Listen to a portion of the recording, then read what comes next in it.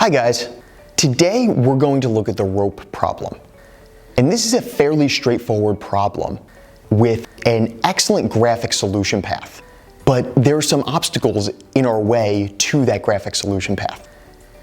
The first thing to watch out for here is the phrasing of the problem.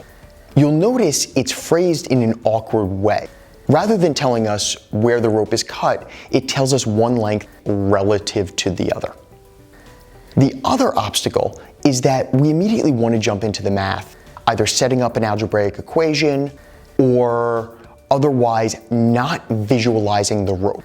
And this is an error not because it's that much more difficult to do it mathematically, but because it'll take you a bit more time and it will be less clear. You won't be as confident in your answer choice relative to actually being able to see it. So what you want to do is visualize the actual rope. And we've got one right here.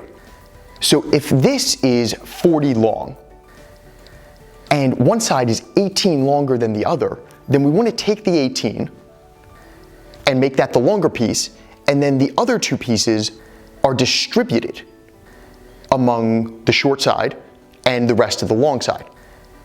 Once we have that, we can say, well, if this long part here is 18, then these two pieces must be 22. They also must be equal. And this is much quicker and clearer than setting up the equation 2x plus 18 equals 40.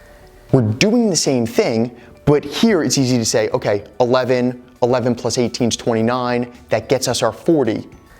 And we're there, we're confident, we move on. This is a great example of a straightforward problem that can be done in 15 seconds, and if you're doing it in a minute, you're spending too much time.